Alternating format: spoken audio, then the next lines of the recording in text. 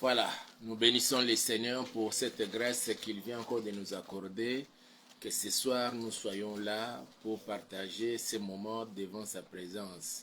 Que toute la gloire soit rendue à notre Seigneur. Partout où vous nous suivez, nous vous prions de pouvoir recommander ces instants ensemble entre les mains du Seigneur, sollicitant l'assistance de son esprit et de ses saints anges parmi nous, partout où l'on nous suit, ensemble et que nous puissions passer des moments merveilleux dans la présence du Seigneur. Ce que je vous rassure, c'est que nous allons partager, vous serez richement bénis et le Seigneur nous assistera, nous tous, pendant ces moments-ci. Alors nous prions le Seigneur. Kolo tolingi ko pambola pe ko kumisa kombo na yo sali biso ngolu ya ko sengisa biso lisusu na moma o papa obendi biso na sena makolo na yo. Toye ko kumisa pe ko pambola kombo na mokonji na zongi mwana na moko na moko oyo azali kolanda biso na tango oyo pe ba onyo so ba kolanda ka biso plus tard. Même après des jours, des semaines ou des mois, Yahweh, papa, grâce ya lelo ekitela moko na biso Seigneur. Grâce au salaki epai na ba ebele na basali na yo papa epesamela biso pe na dimension ya sika nyonso mpona lokumu ya kombo na yo na deja baplani surtout ya bana satana na voué à l'échec ba stratégie na bango na kombo na nguye ya Yesu Christ tobondeli boye pe tolobi amen. Topamboli nzambe oyo aspesi biso libako kitoko tozala lisusu na présence na ye na ngonga oyo nazali kotanga maloba na nzambe parce que c'est un long texte ezali ntango moko molai e souffre ke totanga yango ekopesa biso nzela ya kobondela malamu na pokwa na lelo mpo na lelo soki la fois hier et la fois avant-hier na semaine au mobima tolobeli d'abord le Seigneur a se souvenir na yo nanga ndenge se souvenaki na Noé après toye kobondela kolakisa biso la grâce de Noé et toye kolaki hier la grâce du roi Ézéchias tosengaki yango likolo na bomoi na biso na mabota na biso na bandaku na biso. Pour hier spécialement tosengaki yango likolo ya ekolo na biso République démocratique du Congo to RDC na mokuse. Aujourd'hui nous voulons parler de la grâce de Joseph et nous allons prier en fonction de cela. Lelo tolingi tolobela ngolu na nzambe likolo na bomoi ya Joseph pe ekosunga biso tobondela malamu. Nalingi natatola na kati na bomoi na yo ozali Joseph ya lelo. Natangi nano litangi na Genèse chapitre 37. Natangi à partir du verset 1. Genèse chapitre 37 à partir du premier verset. Je lis la parole du Seigneur. Natangi na français directement. Jacob demeura dans le pays de Canaan où avait séjourné son père. Voici la postérité de Jacob. Joseph, âgé de 17 ans, faisait paître les troupeaux avec ses frères. Cet enfant était auprès de ses fils, auprès des fils de Bila et des fils de Zilpa, femme de son père. Et Joseph rapportait à leur père leurs mauvais propos. Israël aimait Joseph plus que tous ses autres fils, parce qu'il avait eu dans sa vieillesse, et il lui fit une tunique de plusieurs couleurs. Ses frères virent que leur père l'aimait plus que tous, et ils le prirent en haine. Ils ne pouvaient lui parler avec amitié. Joseph eut un songe, et il le raconta à ses frères, qui les haïrent encore davantage. Il leur dit, écoutez donc ces songes que j'ai eus. Nous étions alliés des gerbes au milieu des champs. Et voici ma gerbe s'éleva et s'étend debout. Et vos gerbes l'entourèrent et se prosternèrent devant elle. Ses frères lui dirent, est-ce que tu régneras sur nous? Est-ce que tu nous gouverneras? Et ils les haïrent encore davantage à cause de ses songes et à cause de ses paroles. Bandeko, il y a Joseph, Baïna Joseph, non pas parce que Joseph azalaki mbinga. Ce n'est pas parce que Joseph azalaki pembe koleka bango. Ce n'est pas parce que Joseph azwaki basi na bango to bamakangu na bango. Baïna Joseph non pas parce que Joseph ayibaki bambongo na bango. Baïna Joseph non pas parce que Joseph alataki bilamba na bango akei epasuki to bebi esika kendaki na bilamba wana. Baïna est tout simplement à cause ya ndoto. Imaginez mutolali oloti ndoto olamuki na tongo obeta lisolo ya ndoto lala olote na butu batu nyonso tu bayini yo. Tu te poses des fois de questions oza komi tuna pourquoi bayinaka nga balingaka nga te. Même na propre famille esika obotami mutu mosusu kutu baboti oyo ya ye soit papa soit maman, mais ozo sentir que non amour bazali ko afficher pa ya bana mosusu eza ndenge mo bazali ko sala ngo pa na yo te. Tu te poses des questions ozo mituna mosusu obiki est-ce que ça vraiment papa nanga, est-ce que ça vraiment maman nanga. Bayina yo na bandeko na yo ya basi na bandeko na yo ya mibali bamisusu bakle plus loin bakotelo même nanda kwa nganga balingi baboma yo. Mutu azokotelo nda kwa nganga cousin cousine te.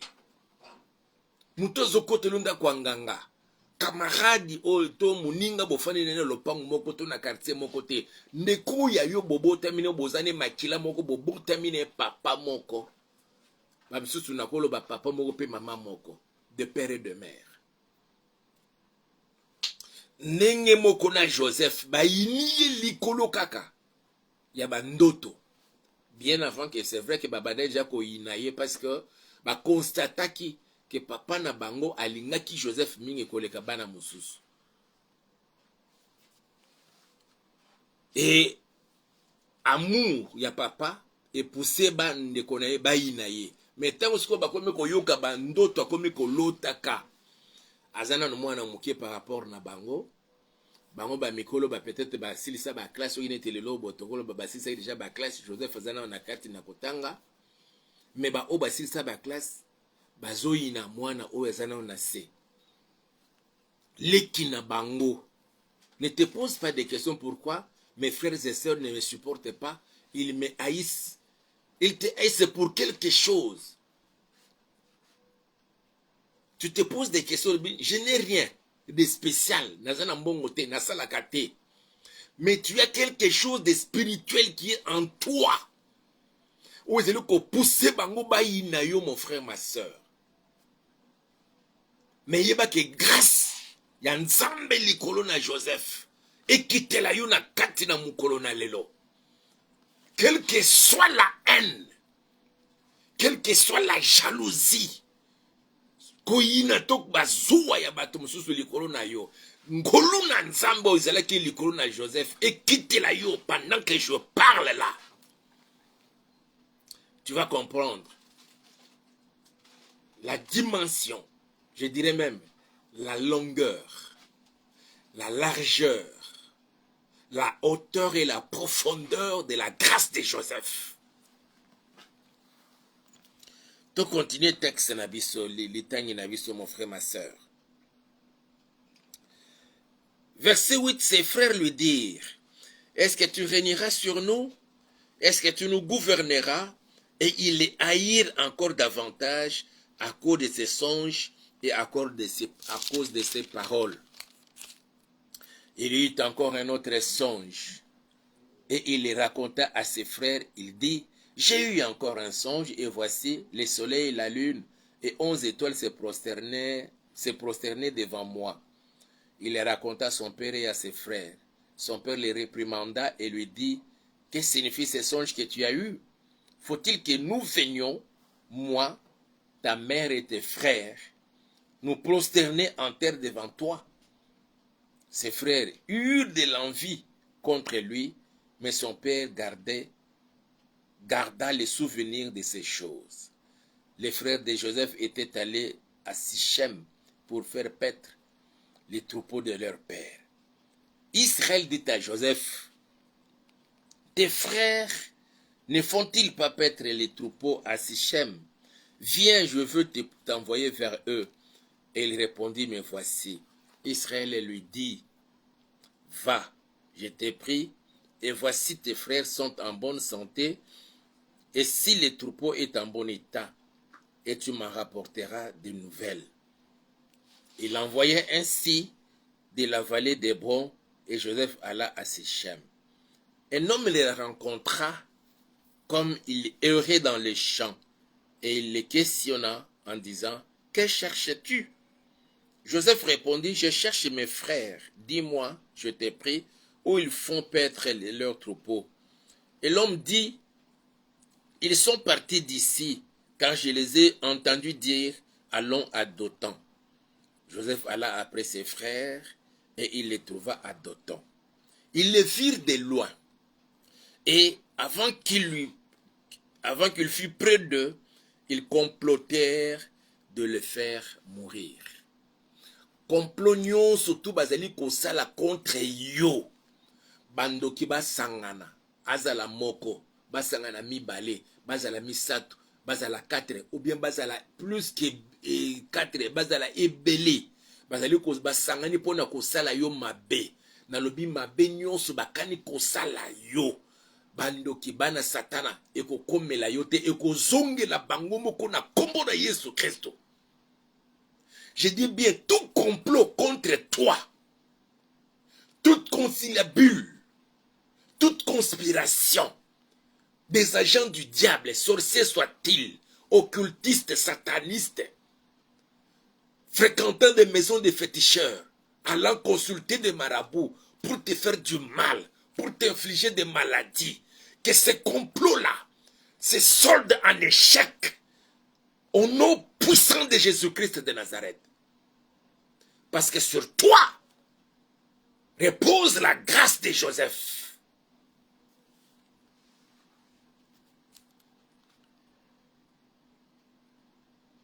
Verset 17, l'homme dit, ils sont partis d'ici, car je les ai entendus dire, allons à Dothan.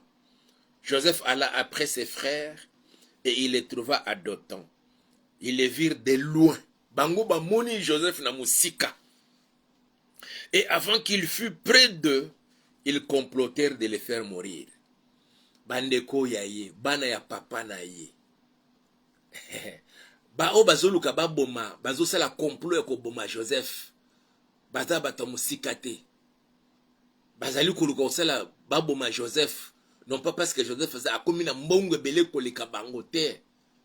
Bazoluka ba boma Joseph, non pas parce que Joseph comme na banyama bibole belé, comme ça ba boma bango ba récupérer ba richesse na ye. Joseph asombi ba voiture ya ebelé, asombi voiture moko ya kitoko ya malamu, comme ça ba boma comme na ngo ba récupérer voiture na. Non, ce n'est pas parce que Joseph asombi villa quelque part et que bango ba boma pour na ba récupérer villa na ye. Ezala ki pona yango te mon frère ma sœur. Nazali ko tatola na kati na vie na yo. Eloko oyo eza na kati na yo yango nde mutu ezomemela yo ba problème.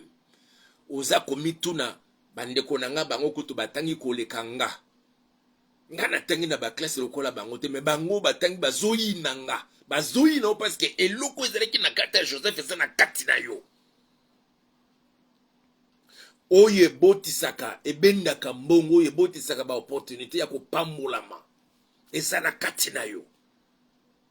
Tu ne le vois pas, tu ne le constates pas, tu ne le remarques pas. Mais eux, ils ont déjà vu ça. Et le diable qui les anime a déjà vu ce qui est en toi. Et il les pousse maintenant à te haïr.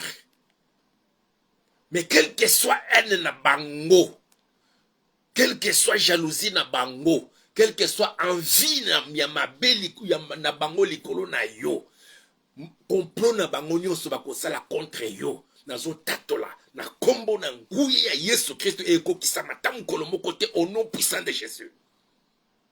Parce que la grâce de Joseph repose à l'instant même sur toi, sur ta femme, sur ton mari, sur tes enfants, sur tes parents, sur tes frères et sur tes sœurs.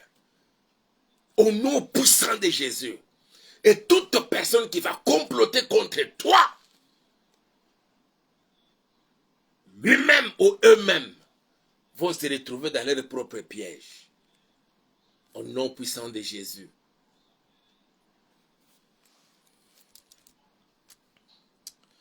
Ils les virent de loin. Bamoni na musika.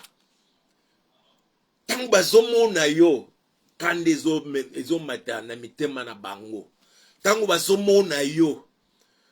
Koyina wana ezo kota lisusu ezo bota malisusu ya makasi na kati na mitema na bango.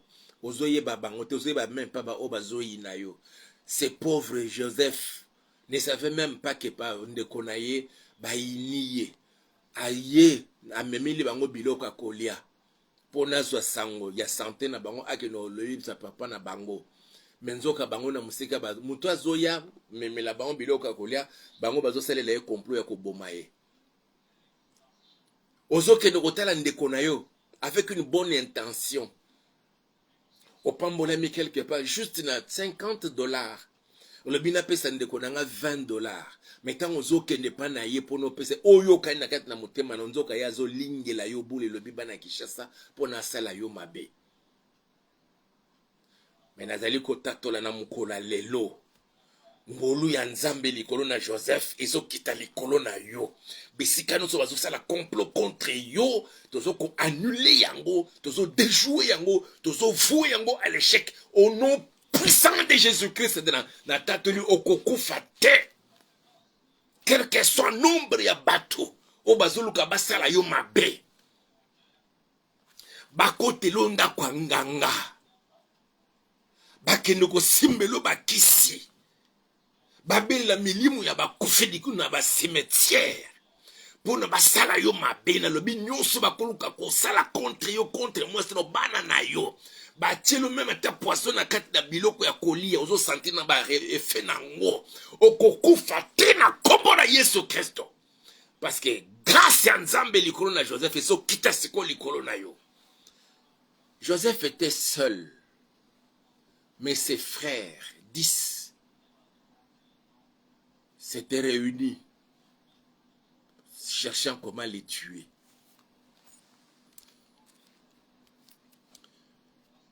Verset 19, ils se dirent l'un à l'autre, voici les faiseurs des songes qui arrivent. Venez maintenant, tuons-le et jetons-le dans une des citernes. Nous dirons qu'une bête féroce l'a dévoré, et nous verrons ce que deviendront ces songes. Ruben entendit cela, et il les délivrait de leurs mains. Il dit, ne lui ôtons pas la vie. Oh, Ruben nyonso tu ya vie na yo. Bisika bazali ko sangana pona basala mabe me oyo azoko luka ko défendre yo azoluka ko kotela yo. Nzambe nanga kanisela ye. Ndenga azosala ke grâce ya Joseph ekita likolo na yo akanisela paye. Batu nyonso tu bazala kaka mabete. Kati na ba masanga ya bato mabe wana. Ruben azoloba na bandeko na ye. Ne lui ôtons pas la vie. Ruben leur dit, ne répandez point de sang. Jetez-le dans cette citerne qui est au désert et ne mettez pas la main sur lui. Il avait dessein de les délivrer de leurs mains pour les faire retourner vers son père. Ce qui sur 10, 9 bazoluka baboma Joseph, moko akoteli Joseph. Nazoloba na nombre ya bato bazali koluka kosala yo babe, nzamba susitata moko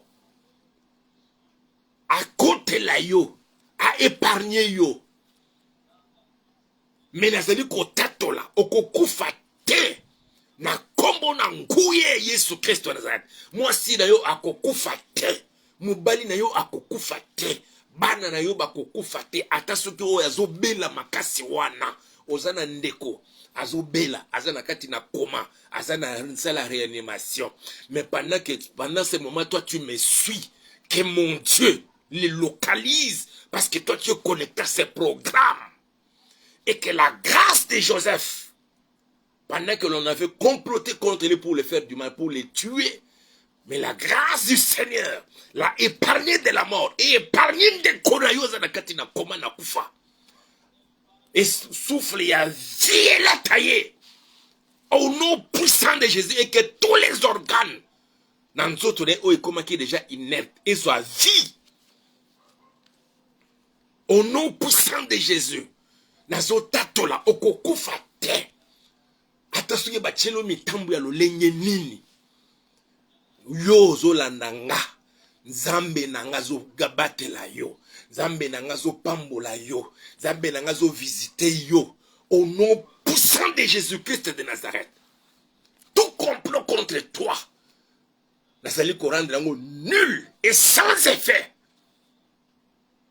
Dans ta vie, dans tes entreprises, dans toutes tes activités, au nom puissant de Jésus-Christ de Nazareth, na ba étude ya bana na yo, même à un niveau ya école, ba instituteur, ba professeur, ba enseignant, les collègues de tes enfants qui cherchent à faire du mal à ton enfant ou à tes enfants, grâce à Nzambe Likola Joseph, et quitte la bango tango oyo. Au nom puissant de Jésus-Christ de Nazareth. Tu as ton frère, tu as ta soeur, tu as ta maman ou ton papa à l'hôpital, ta tante ou ton oncle à l'hôpital. Quel que soit l'hôpital où il peut se retrouver. Mais la grâce du Seigneur puisse les localiser maintenant. Que mon Dieu le voie. Et je décrète et je déclare, il ne mourra pas, toi aussi tu ne mourras pas. Au nom puissant de Jésus-Christ de Nazareth, je chasse l'esprit des morts. Oh, ils allaient qui déjà programmé dans le monde des ténèbres. Na brise puissance na yango. Na komo na nguye ya Yesu Christ de Nazareth. Loboko nzambe za la likoro na yo. Ils ont comploté contre Joseph, leur frère. L'ayant vu de loin.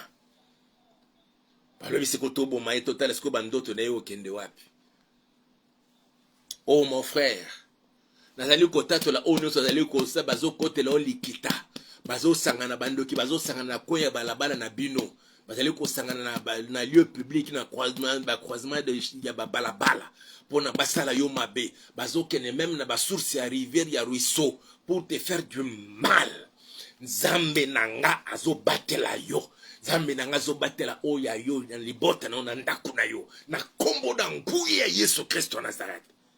Tatola yebisa nzambe na kokufa te parce que ngolu na yo nongo salaki pa na Joseph ezo kitela nga pe na tango oyo bisika no so bazo sangana pona kosala nga mabe na kokufa te na kokufela pata mutu moko te quelle que soit la maladie na mwese na ba obazo bela mususu lokolo zo sala passe parce que ba boa kelio mbaso. Plus que au-delà ya mbaso na nzoko éléphantisme lokoleza kaka na mbaso tesali rugeur et vimbi na ko vimba nazo pamela milimo nyonso mabe wana na nzoto na yo na bomo na yo na ndaku na yo na libota na yo na bomo ya bana no ya mwasi no ya mobali no ya bandeko no ya maboti na yo na pameli yango na penga yango mosika na kombo na Yesu Kristo. Que mon Dieu vous localise et vous voie au nom puissant de Jésus-Christ de Nazareth. Il cherche comment te tuer. Il cherche à détruire tes entreprises. Il bloque la réalisation de tes projets. Naso libéré on a ma beaucoup pe na contrôle ya bana satana. Ba projet na yo, ba activité na yo, nyonso ya yo na kombo na nguye ya Yesu Kristo Nazareth.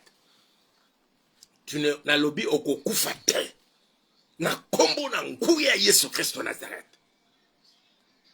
Ils étaient 10.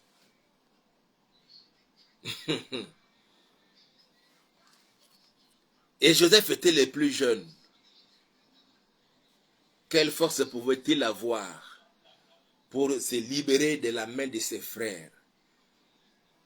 Tango Bible les a kobete la biso lisolo ya colère ya Ruben na Levi o bakota na kati ya mboka ya Sichem ba boma batunyo sotu. Mais c'est quoi il se retrouve maintenant nande kona bango Joseph Yemoko. Menzamba simba motema ya Ruben azoluka ndenge ya ko délivrer. Et jusqu'à ce qu'ils se sont convenus, ne mettons pas la main sur notre frère, mais vendons-le. Ah, Joseph a commis marchandise. On t'a vendu. On a vendu ta prospérité plutôt. On a vendu ta destinée. Bateki kobota na yo. Bateki musala na yo. Bateki santé na yo. Bateki avenir na yo. Bateki étoile na yo. Nazo récupérer nyonso oyo yo bateka. Ezongela yo na butu ya lelo. Na mukolo ya lelo. Au nom puissant de Jésus-Christ. Na lobe nyonso ya yo bateka.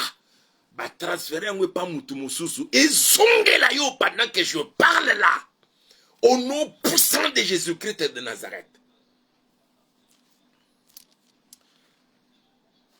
Continuons avec notre lecture pour comprendre la profondeur de cela.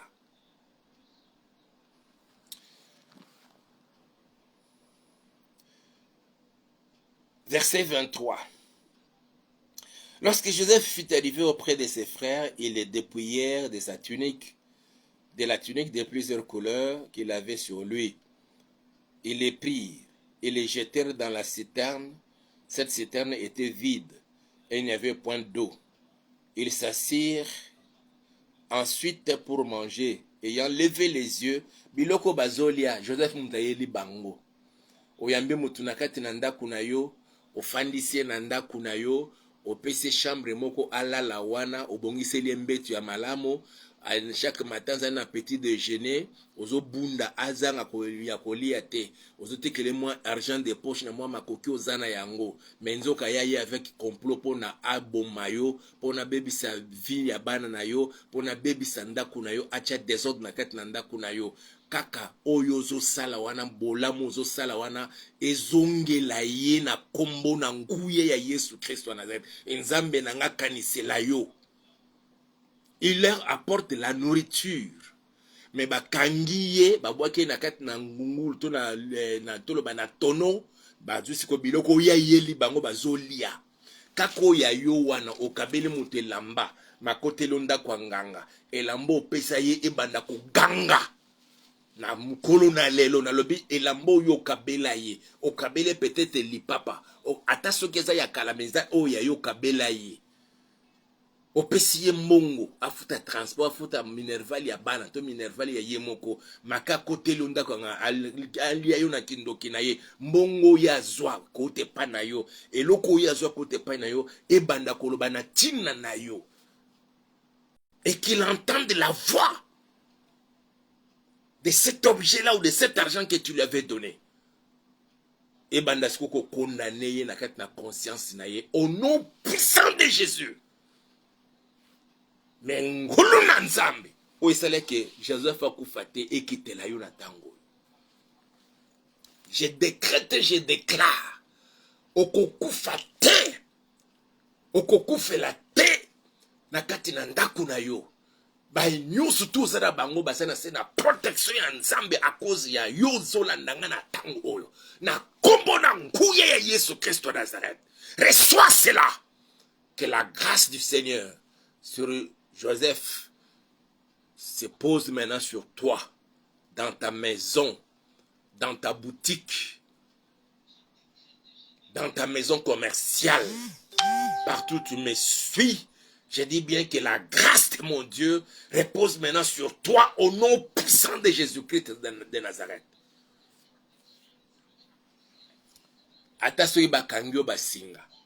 Ils peuvent retarder l'accomplissement des promesses du Seigneur, mais okokufate okomona loboko ya Nzambe na kombo na Yesu Christ. Je continue ma lecture. Ils s'assurent, verset 25, ils s'assurent ensuite pour manger. Ayant levé les yeux, ils virent une caravane d'Ismaélites venant de Galade. Leurs chameaux étaient chargés d'aromates, de baumes et de myrrhe qu'ils transportaient en Égypte. Alors Judas dit à ses frères, que gagnerons-nous à tuer notre frère et à cacher son sang? Venez, vendons-le aux Ismaélites et ne mettons pas la main sur lui, car il est notre frère, notre chair. Et ses frères l'écoutèrent. Au passage, des marchands madianites, ils tirèrent et firent remonter Joseph hors de la citerne. Et ils les vendirent pour 20 cycles d'argent aux Ismaélites qui l'amenèrent en Égypte. Pona bango, Joseph si akufaki. Ne akekuna lokola esclave, bako nyokola ye, e na kati na konyoka mana akufa na lobi okokufa te na kombo na Yesu Kristo. Alors nakangi Bible yanga tozali ko bondela nzambe, ozebisa nzambe, ngolu ya Joseph, la grâce de Joseph ezala likolo nanga, na ndaku nanga na libota nanga. Nga moko na kokufa te, quel que soit complot bazo salela nga, bandoki basangana na ba magicien, basangana na ba occultiste, basangana na ba sataniste, de quelque ordre soit-il, ou de telle autre maison appartenant à cette maison là diabolique, nga na kokufa te, mpe na kokufela ta mutu te. Misala nanga oye baby samaki ezozala ressuscité, eza prière ozali kosala to bondeli na kombo na Yesu Kristo. Alléluia. Yawe to pusani liboso na yo Yawe. Likolo nanga, likolo na bandeko nanga nyonso bazali connecté na programme o nzambe. Nazali kotato la grâce ya Joseph. O ezalaki likolo na Joseph. O esusitaki jalousie pe haine na mitema ya bandeko na ye baloki baboma ye, menzambe malgré complot na bango ya liwa. Ngolu na yo likolo na Joseph esalaki ete bakoka kotia loboko na bango likolo na Joseph te. Bien que Seigneur balongoli bilamba, badepouye na bilamba ozalaki na yango pe bateki ye. Seigneur badepouye biso na nyonso oyo kawe kosala keto ozala batu malamu na sena mokele oyo. Yawe papa na nga, nazali kotatola yango na kati na bomo na nga, na ndaku na nga, na bomo ya bandeko na nga, na kati na ndaku ya bandeko na nga, bisika nyonso bazali kolanda nga na tango o papa, moko te akokufa quel que soit complot ya bandoki ya bana satana, au nom puissant de Jésus. Bamosusu nzambe si babotola bango bozwi, balongola bacha malade na kati na bango bayiba santé na bango, bamosusu essaye l'étoile, bamosusu Seigneur oyo yo bongisaki po na moko badetourne yango, nazo récupérer yango na maboko ya bana satana, nazo zungisela bana na tango oyo na kombo na nguye ya Yesu Kristo Nazareth. Ba ono so bayaka koloka liboso ba parcelle, liboso ya bandako, na ba maison na bana na ba pharmacie ya bana, na ba boutique ya bana na yo, pona ko bebsa ba bloquer, ko benga na ba client ba yate, na briser puissance nyonso tu ya malédiction. Au nom puissant de Jésus, j'appelle une grande clientèle de partout, Seigneur, vers tes enfants, Seigneur, et l'activité à bananayo et kendeli bosso. Blocage nous tout brisé yango au nom puissant de Jésus. Le boko na yo nzambe. Ezala likolo ya moto nyonso to oyo alandi biso na tang oyo na ndaku na ye pe na libota na ye mobimba. Nde tozali kosenga papa na mabota na biso, na bandeko na biso, na bandeko na biso, baboti na biso, ba nyonso tu ya biso Seigneur bazala se na protection oyo. Complot nyonso tu nazali ko déclarer échec na yango au nom puissant de Jésus et nous disons Amen. Na tatoli lisoso okokufa te pe okokufela te na kombo na Yesu Kristo. Aimez la vidéo, likez, partagez et surtout vous avez besoin ya même ba commentaire na bino. Et que ça la biso malamu mingi pona toyeba comment vous êtes en train de nous suivre partout. Alors, ce qu'on dit aussi même na motema na o soutenir biso na kati na musala oyo pona to améliorer pe qualité ya musala to zala toujours disposé à servir bino. Alors, bisungi na yo ko zala vraiment boye malamu enzambe nanga apambola bino. Tozali pe koluka esika pona kotia église oyebi kozana lupango ya yo moko osepeli to banda koya kosambela kuna benga biso na numéro ezali wana nazongeli lisusu numéro plus 243 89 86 85 435 plus 243 89 86 85 435 bengi biso tokoya et puis on verra comment ce qu'on va faire. Sinon Dieu vous bénisse et l'on se retrouve peut-être demain encore, on sera encore en direct Et nous allons continuer avec la même grâce de Joseph. Mais sinon, le lundi, l'avant-midi, nous sommes au jardin botanique à partir de 8h, 9h jusqu'à 16h. Et le soir à 23h, nous serons encore en direct. Il y a Facebook et Nzambenanga Apambola Bino. N'oubliez pas de vous abonner dans notre chaîne YouTube Auto Bengiango, Auberge de Vie TV, et de faire aussi abonner d'autres personnes. Dieu voulant, très prochainement, nous allons commencer aussi à faire les directs sur YouTube et sur TikTok. Sur TikTok, c'est toujours Pasteur Hippolyte Moulal, comme Facebook, Pasteur Hippolyte Moulal. Que mon Dieu vous bénisse. Tu ne mourras pas et tu ne vas pas perdre quelqu'un de ta famille, parce que la grâce de Joseph vous garde et vous préserve de la mort. Au nom puissant de Jésus. Amen.